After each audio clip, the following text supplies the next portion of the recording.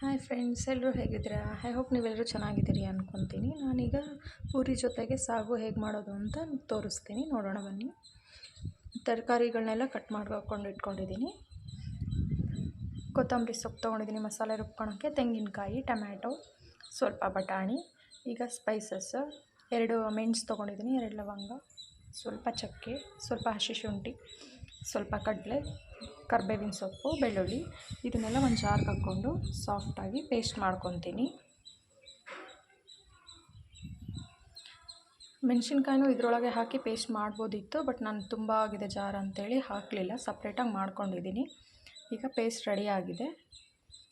ಈಗ ಒಂದು ಕುಕ್ಕರಲ್ಲಿ 1 ವಿಸಿಲ್ ಹಾಕ್ಸ್ಕೊಳ್ಳೋಣ ಎಲ್ಲ ತರಕಾರಿ. ಸ್ವಲ್ಪ ಉಪ್ಪು ಹಾಕ್ಬಿಟ್ಟು, ಯಾಕಂದರೆ ತರಕಾರಿ ಎಲ್ಲ ತುಂಬ ಗಟ್ಟಿ ಇರೋದ್ರಿಂದ 1 ವಿಸಿಲ್ ಹಾಕ್ಸ್ಕೊಂಡ್ರೆ ಚೆನ್ನಾಗಿ. ಈಗ ಒಂದು ಪ್ಯಾನ್ ಇಟ್ಕೊಂಡು ಸ್ವಲ್ಪ ಎಣ್ಣೆ, ಸಾಸಿವೆ, ಜೀರಿಗೆ, ಈರುಳ್ಳಿ, ಈಗ ಟೊಮ್ಯಾಟೊ, ಸ್ವಲ್ಪ ಸಾಲ್ಟ್ ಹಾಕಿ ನೀಟಾಗಿ ಮಿಕ್ಸ್ ಮಾಡಬೇಕು.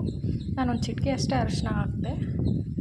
ಈಗ ನಾವು ಪೇಸ್ಟ್ ಮಾಡಿಟ್ಕೊಂಡಿದ್ದಲ್ಲ ಆ ಮಸಾಲಾನ ಹಾಕಿಬಿಟ್ಟು ನೀಟಾಗಿ ಮಿಕ್ಸ್ ಮಾಡ್ಕೋಬೇಕು. ನಾನು ಚಿಲ್ಲಿ ಪೇಸ್ಟ್ ಮಾಡೋದು ತೋರಿಸಿರಲಿಲ್ಲ, ಈಗ ಇದರಲ್ಲಿ ಡೈರೆಕ್ಟಾಗಿ ಹಾಕ್ತಾಯಿದ್ದೀನಿ.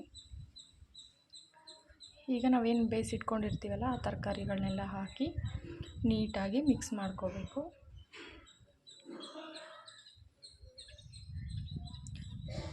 ಸ್ವಲ್ಪ ನೀರು ಹಾಕ್ಕೊಂಡಿದ್ದೀನಿ ನಾನು ಕುದಿಯೋದಕ್ಕೆ. ಸ್ವಲ್ಪ ಕೊತ್ತಂಬರಿ ಸೊಪ್ಪು ಹಾಕ್ಕೊಂಡು ನೀಟಾಗಿ ಫ್ರೈ ಮಾಡ್ತಾಯಿದ್ದೀನಿ. ಸಾಗು ಈ ಥರ ಬಂದಿತ್ತು, ಚೆನ್ನಾಗೇ ಬಂದಿತ್ತು, ಟೇಸ್ಟ್ ಮಾಡಿ ನೋಡಿದ್ವಿ. Thank you for watching.